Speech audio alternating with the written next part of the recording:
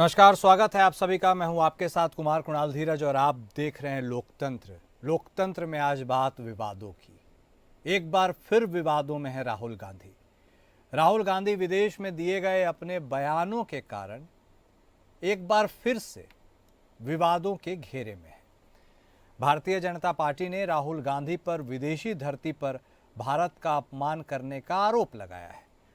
वरिष्ठ भारतीय जनता पार्टी नेता रविशंकर प्रसाद ने कहा कि राहुल गांधी सत्ता पाने के लिए ऐसे बयान दे रहे हैं।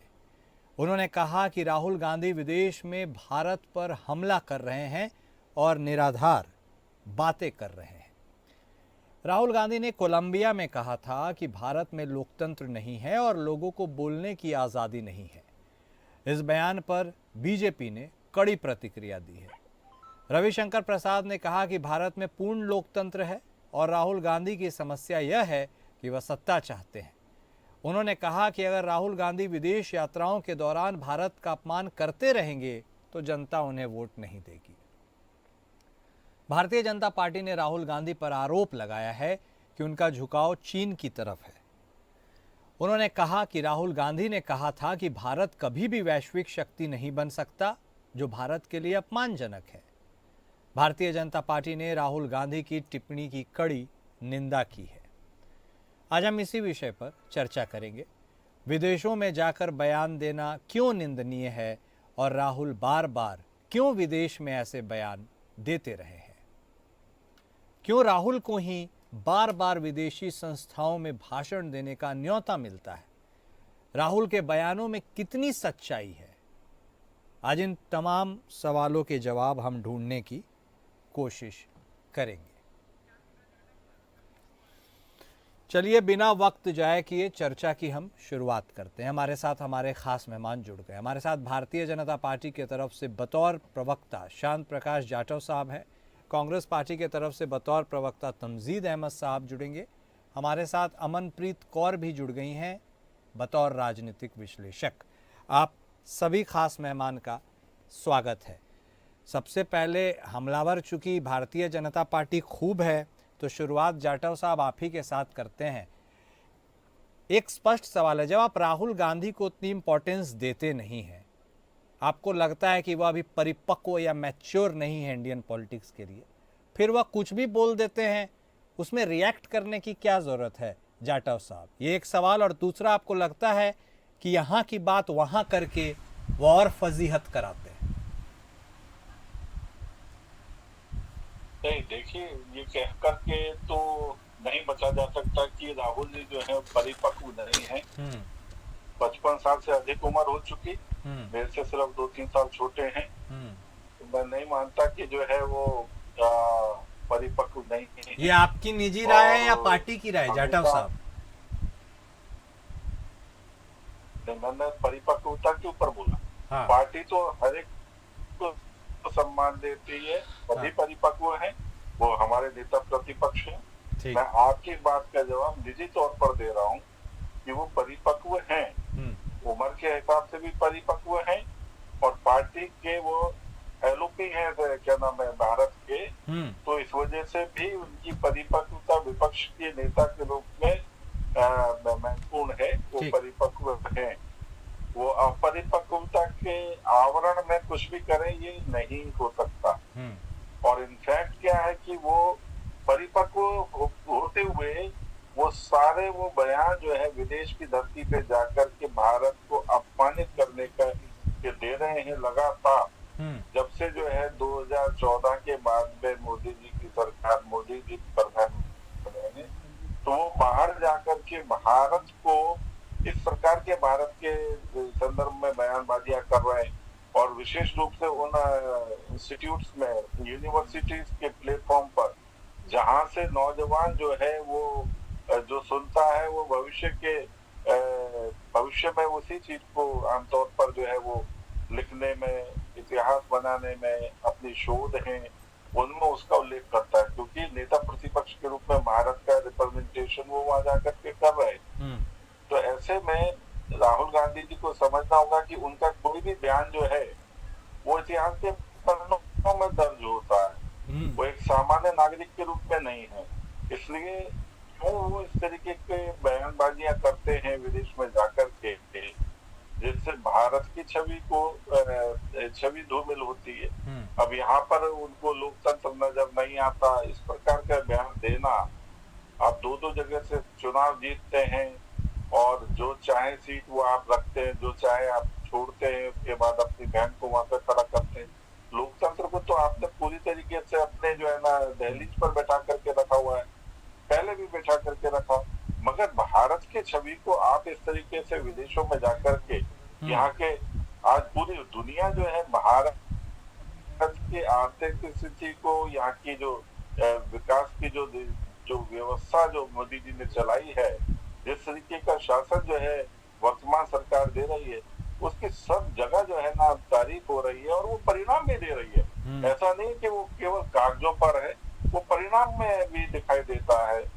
देश में जिस तरीके से इंफ्रास्ट्रक्चर डेवलप है, लोगों के भविष्य की योजनाएं जो है वो फलीभूत हो रही हैं, वो सब चीजों को ध्यान में रख करके राहुल जी जाकर के पता नहीं कौन से बयान वहां पर देख करके क्या फजीहत कराना चाहते हैं, समझ में नहीं आता। ठीक है, समझने की कोशिश कर लेते हैं। उनको व्यवस्थाओं को देख करके सकारात्मक पक्ष रखना चाहिए। पहले हमारे अटल जी ने भी जा करके विदेशों में अपना पक्ष रखा है, मगर कभी भारत को जो है इस तरीके से उसके स्तर को गिराया नहीं, जिस तरीके से हमारे नेता प्रतिपक्ष जो है राहुल जी जाकर के गिरा रहे हैं। एक अच्छे नेता प्रतिपक्ष की भूमिका अदा करने की आवश्यकता। खैर उस वक्त तो लोकतंत्र की ऐसी बातें थी कि कांग्रेस की सरकार होते हुए भी अटल जी जाते थे बयान देने के लिए, वो तो एक अलग ही स्थिति थी। लेकिन ऐसा क्यों करते हैं राहुल गांधी? तमजीद अहमद साहब, एक सवाल आपसे बनता है, भारत एक संप्रभु राष्ट्र है और सत्ता पक्ष बराबर यह बोलता है,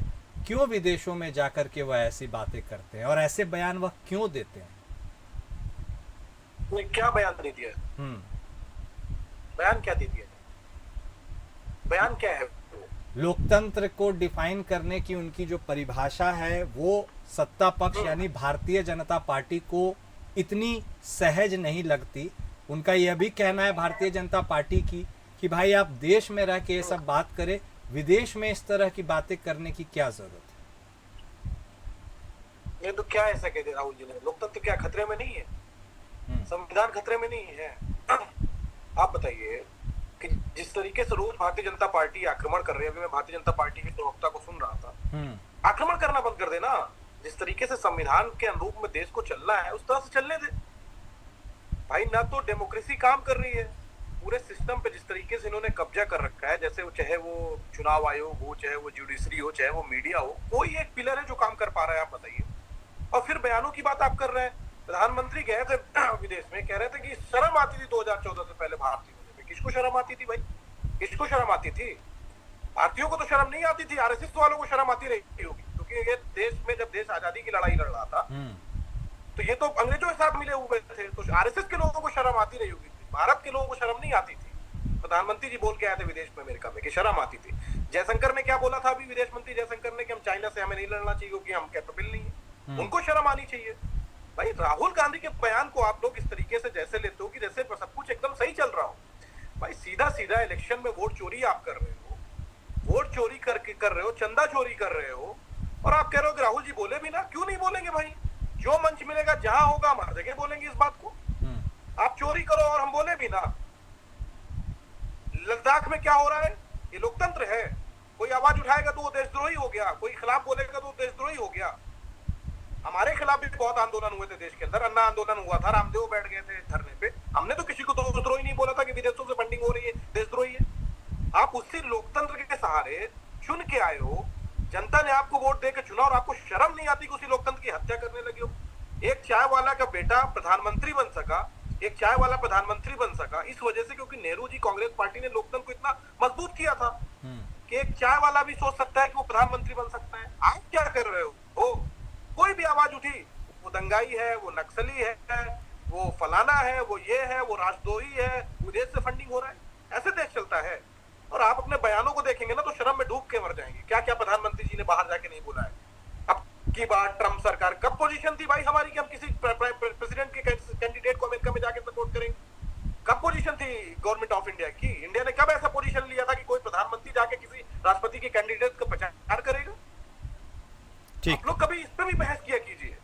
ये बहुत गंभीर मुद्दा है। लोकतंत्र खतरे में, एक बात समझिए, लोकतंत्र जब खतरे में आता है ना, तो सब कांग्रेस पार्टी नहीं, राहुल गांधी अपनी जिम्मेदारी निभा रहे हैं लोग विपक्ष के नेता होते हुए। भारतीय जनता पार्टी को शर्म आनी चाहिए कि जो लोकतंत्र के सहारे ये सत्ता में आए, उस लोकतंत्र की हत्या इन्होंने कर दी। वोट चोरी छोटा मुद्दा है, ये लोगों के लोकतांत्रिक अधिकार पे सबसे बड़ा हमला है। ये लोकतंत्र जिस तरीके से इन्होंने वोट चोरी की है। बाबा साहब अम्बेडकर ने एक वोट एक व्यक्ति को दिया था इस देश के अंदर। एक एक घर में 500-500 लोग मिल रहे हैं। एक एक विधानसभा में वोट एडिशन, वोट डिलीशन लाखों लाख लोगों का हो रहा है। कौन वोट डाल रहा है, कहां से आ रहे हैं, कुछ पता नहीं है। और उसके बाद आप कह रहे हैं कि राहुल गांधी बोले भी ना। राहुल गांधी के बोल, अरे आपको अगर शर्म आ रही है तो ये लोकतंत्र की हत्या बंद कर दीजिए, हम बोलना बंद कर देंगे। ठीक है, आप लोकतंत्र की हत्या बंद कर दीजिए। सुनिए, आप लोकतंत्र की हत्या बंद कर दीजिए, हम बोलना बंद कर देंगे। आप पहले अपने आप को, अपने गिरबान को झांकिए और उस लोकतंत्र की हत्या करना बंद कर दीजिए। ठीक है अहमद साहब, हम बोलना बंद कर देंगे। ठीक है। अमनप्रीत जी, इन सब आरोप प्रत्यारोप के बीच में एक सवाल, भारत दुनिया का सबसे बड़ा लोकतंत्र है, और क्या वाकई हमारे देश में लोकतंत्र है या नहीं, ये डिबेटेबल है क्या? देखिए, सबसे पहली बात कि राहुल गांधी के कहने से लोकतंत्र कैसा है, भारत में स्थिति कैसी है, लोगों को पता चलेगा, ये पॉसिबल नहीं है। सोशल मीडिया का जमाना है। अगर चीजें वर्ल्ड के किसी भी कोने पे हो रही हैं, तो चाहे राहुल गांधी बोले या ना बोले, वो सब लोगों को पता चलता है सोशल मीडिया के द्वारा। डिजिटल इंडिया का सपना किसका था? मोदी जी का। डिजिटल इंडिया हुआ तो कौन खुश हुआ? भाजपा। तो अब भाजपा ऐसा ना समझे कि राहुल गांधी ने वहां जाके स्टेटमेंट दे दी या वहां जाके अपने मन की बात कह दी कि भारत का लोकतंत्र खतरे में है, तो जाके वर्ल्ड वाइड लोगों को पता चलेगा कि भारत में लोकतंत्र खतरे में है। लद्दाख में क्या हो रहा है? सोनम वांगचुक कहाँ है? आप ये देखिए कि क्या आपको लगता है कि लोगों को पता नहीं चला कि क्या हुआ लद्दाख में? आप ये सोचिए कि लोगों को अभी तक ये नहीं हुआ। अब 4-5 दिन से, सैटरडे से, जब से सोनम वांगचुक की अरेस्टिंग हुई है, हमें मतलब ट्विटर पे ले लो, एक्स पे ले लो, सब जगह ट्रेंड कर रहा है। लोग जानना चाहते हैं सोनम वांगचुक को हुआ क्या है। जो इतना बड़ा साइंटिस्ट, जिसने देश का नाम विदेशों में इतना फैलाया, लोग उनकी इतनी रिस्पेक्ट करते हैं, इतने बड़े साइंटिस्ट, उनको कितने बड़े बड़े अवार्ड मिले हैं, ना सिर्फ देश में बल्कि विदेश में भी। उसको अरेस्ट कर लिया और क्या उसके ऊपर आरोप लगाया? देशद्रोही का। तो ये आप ही बताइए मुझे, अपने इस स्टेज, इसी प्लेटफॉर्म पे आप बता दीजिए, एक्सप्लेन कर दीजिए, या फिर भाजपा के स्पोक्स पर्सन बैठे हैं उनको पूछ लीजिए। उनके कैरेक्टर पर तो मूवी भी बनी, और वो मूवी कितनी हिट रही है, बिल्कुल, ये भी लोग जानते। लोकतंत्र खतरे में नहीं है? हाँ। जो देश के प्रधानमंत्री के खिलाफत में कुछ भी बोल देता है, अगर वो झूठ है सच है, उसकी जांच पड़ताल करना तो दूर की बात है। कुछ भी बोल दिया मतलब ईडी, सीबीआई उसके पीछे लगा दो। सतिंदर जैन की एग्जांपल आपके सामने है। कितने साल उसने जेल के अंदर बिता दिए, बाद में क्या निकला? कोई आरोप ही नहीं है।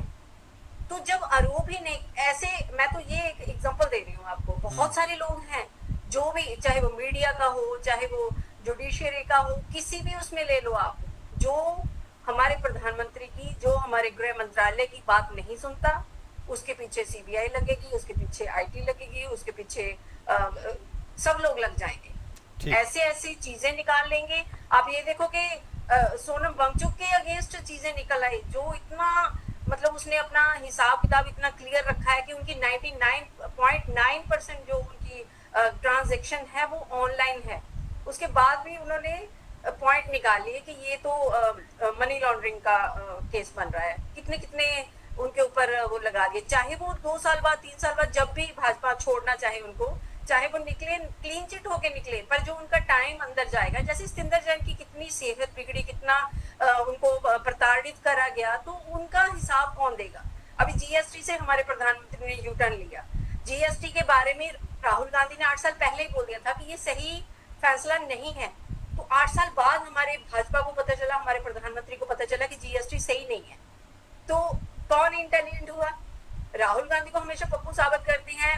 अब मैं पहले ही बोल देती हूँ कि मैं कांग्रेसी नहीं हूँ। हाँ। मुझ पे ऐसा टैग ना लगाया जाए कि मैंने अगर राहुल गांधी की प्लस पॉइंट बोल दिए तो मैं कांग्रेसी हो गई, ऐसा बोल देते हैं कई बार स्पोक्स पर्सन। हाँ। पर क्योंकि मुझे न्यूट्रल रहना है, मैं दोनों चीजों की, दोनों की बुराई करूंगी, दोनों की बढ़ाई करूंगी, जो भी है। अब ये देखिए कि हम हमेशा ऐसा एक्सपेक्ट करते हैं कि हमारे प्रधानमंत्री प्रेस कॉन्फ्रेंस करें, कभी नहीं करते।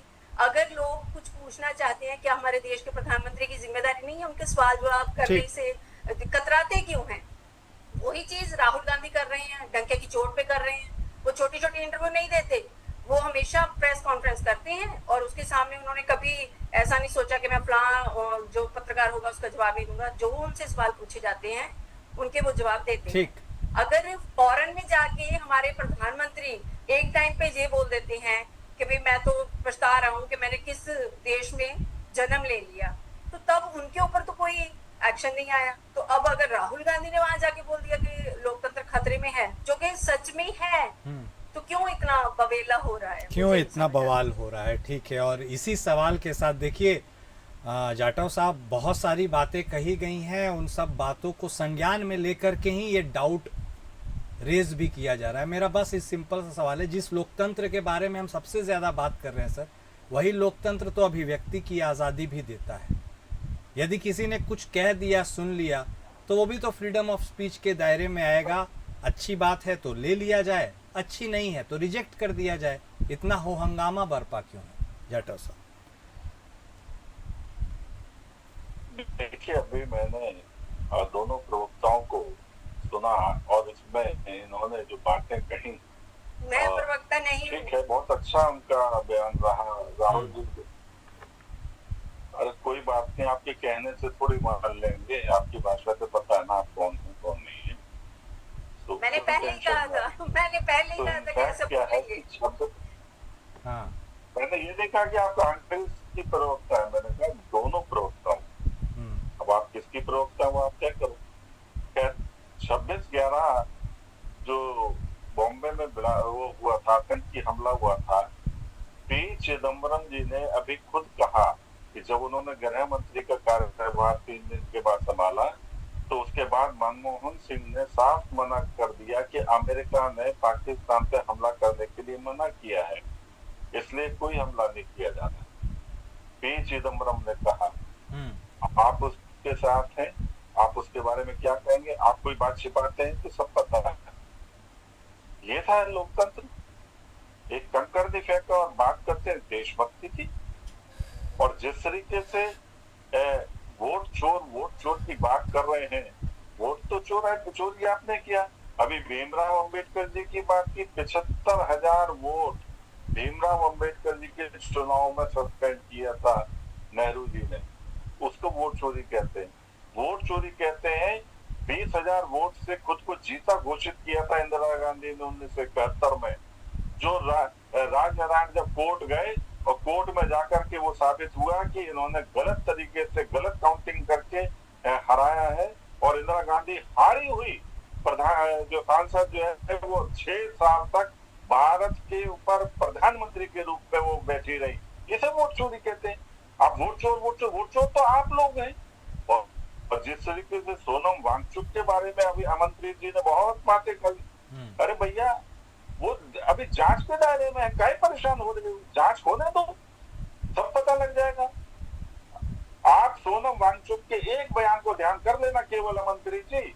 उन्होंने कहा कि अगर हमारी मांग पूरी नहीं की तो हम चाइना को रास्ता दिखाएंगे भारत में प्रवेश करने का।